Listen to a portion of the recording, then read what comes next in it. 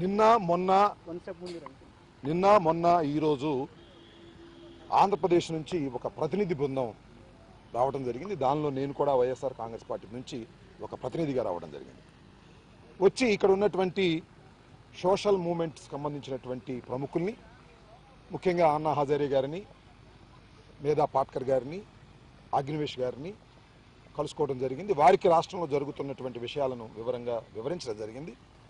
వారి స్పందన కూడా జరుగుతున్న అన్యాయాన్ని గుర్తించి రైతుల పక్షాన్ని నిలబడడానికి ప్రాథమికంగా వారు తమ మద్దతును ప్రకటించారు. ఇది చాలా సంతోషకరమైనటువంటి విషయంగా మేము భావిస్తున్నాం. మేము ఏ ఉద్దేశంతో అయితే ఇక్కడికి వచ్చామో ఆ ఉద్దేశం మొదటి ట్రిప్పులో విజయవంతంగా ముగించుకొని మళ్ళా వెళ్ళబోతున్నాం. ఆ ఉద్దేశం ఏమిటంటే ఆంధ్ర రాష్ట్రంలో రాజధాని పేరుతో రైతుల భూముల్ని బలవంతంగా లాక్కునే కార్యక్రమం అన్యాయమని, దీనికి ఒక సోషల్ మూమెంట్, జాతీయ స్థాయిలో ఒక చర్చ అవసరమని వైఎస్ఆర్ కాంగ్రెస్ పార్టీ భావించింది. అందువలనే అక్కడ ఉన్నటువంటి ప్రజా సంఘాలన్నిటితో పాటు పనిచేసి దీన్ని ఒక ఉద్యమ రూపాన్ని ఇవ్వాలని వైఎస్ఆర్ కాంగ్రెస్ పార్టీ భావించడంలో భాగంగానే మేమందరం కూడా ఇక్కడికి రావడం జరిగింది. రాజకీయ పార్టీలకి చాలా విభేదాలు ఉంటాయి రాజకీయంగా, కానీ ఈ సమస్య మీద, జరుగుతున్నటువంటి సమస్య మీద ఏకాభిప్రాయం ఉన్నటువంటి అందరితోనూ కలిసి మేము పనిచేయాలనుకుంటున్నాం.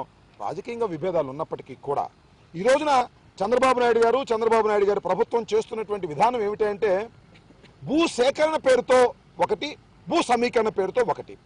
భూ సమీకరణ అంటే రియల్ ఎస్టేట్ వ్యాపారం లాగా ఇద్దరు వ్యక్తులకు సంబంధించినటువంటి సమీకరణ. అది ఒక ప్రభుత్వమే తలపెట్టి భూసేకరణని పక్కన పెట్టింది.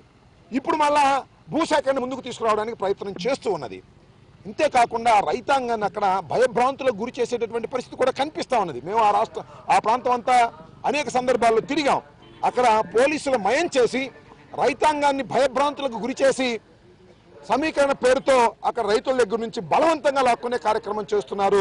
అదేమంటే మేము బలవంతంగా ఎందుకు లాక్కుంటాం, ఇది సమీకరణ కదా, వారే ఇష్టానుసారంగా ఇస్తున్నారని చెబుతున్నప్పటికీ కూడా వాతావరణం ఆ విధంగా అక్కడ లేదు. ఆ విషయాలనే జాతీయ స్థాయిలో చర్చ జరగవలసినటువంటి అవసరం ఉన్నదని ఇక్కడ మేము అందరినీ కలుసుకోవడం జరిగింది.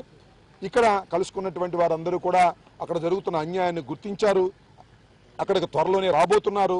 వారు వచ్చి ఇది ఒక మంచి సోషల్ మూమెంట్గా అక్కడ ఏర్పడి అక్కడ ఉన్నటువంటి రైతాంగానికి న్యాయం జరుగుతుందని, చంద్రబాబు నాయుడు గారు ప్రభుత్వం చేస్తున్నటువంటి రైతు వ్యతిరేక విధానాలను జాతీయ స్థాయిలో ఎదుర్కోవాల్సినటువంటి అవసరాన్ని మేము గుర్తించాము. జాతీయ స్థాయిలో కలిసి వచ్చే వారందరితోనూ వైఎస్ఆర్ కాంగ్రెస్ పార్టీ పనిచేస్తుంది. దానికి ఉదాహరణగానే మేము వైఎస్ఆర్ కాంగ్రెస్ పార్టీ తరఫున కూడా ఈ కమిటీలో భాగస్వాములుగా రావడం జరిగింది. మేధా పాట్కర్ గారితో మాట్లాడాం, అగ్నివేష్ గారితో మాట్లాడాం.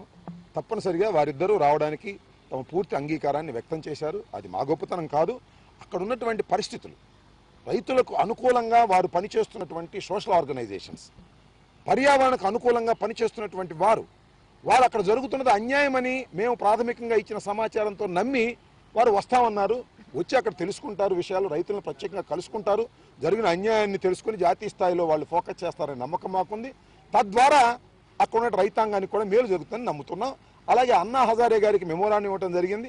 ఆయన వస్తారా అనేది వారు నిర్ణయించుకుని తర్వాత చెప్తారు. ఇంతవరకు వారు మాత్రం తమ అంగీకారాన్ని ఇంకా వ్యక్తం చేయలేదు, కానీ మేధా పాట్కర్ గారు తమ అంగీకారాన్ని వ్యక్తం చేశారు. మేము వారితో మాట్లాడాం.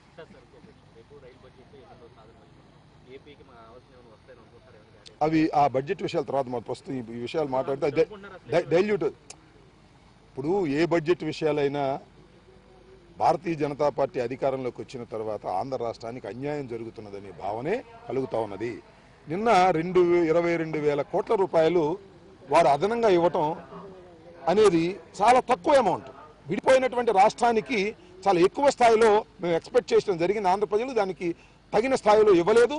ఇది తెలుగుదేశం పార్టీ వారు భారతీయ జనతా పార్టీ మీద ఒత్తిడి తీసుకొచ్చి తేల్చుకోవాల్సిన అంశం. దాంతోపాటుగా ప్రధాన ప్రతిపక్షంగా కూడా మేము కూడా వ్యవహరిస్తాం.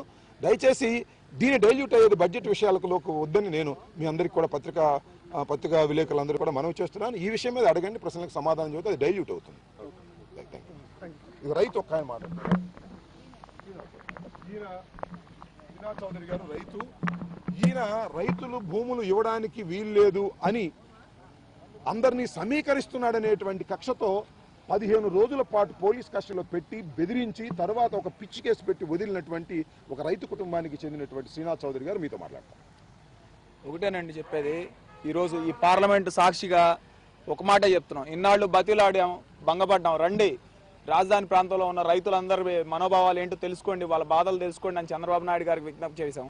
కానీ ఆయన మాత్రం మీటింగ్ పెడుతున్నాం అని చెప్పేసి రైతులతో మీటింగ్ పెట్టి తెలుగుదేశం కార్యకర్తలని వాళ్ళనే బస్సులు ఎక్కించుకొని మిగిలిన రైతులు ఎవరైతే పొలాలు ఇవ్వనంటున్నారో అలాంటి వారిని కనీసం బస్సు కూడా ఎక్కనివ్వకుండా కొంతమంది మధ్యలో దగ్గరలో 15 కిలోమీటర్లు 20 కిలోమీటర్లు తీసుకెళ్లి బస్సులోంచి మధ్యలో పొలం ఇవ్వనంటానని చెప్తానని చెప్పిన వ్యక్తి ఆ రైతుల్ని బయటకు దించేసిన సందర్భం స్టార్టింగ్లో జరిగింది.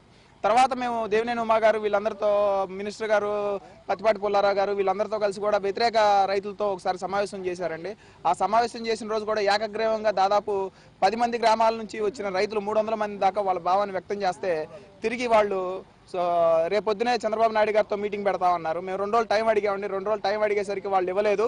ఆ తర్వాత వెంటనే 1000 గజాలు కాదు మీకు కమర్షియల్లో కూడా 300 గజాలు ఇస్తారన్నారు. అయినా కానీ మేము రైతులంతా సమావేశం వేసుకొని ఒక అంగుళం కూడా మేము భూమి అనేది ఇవ్వం.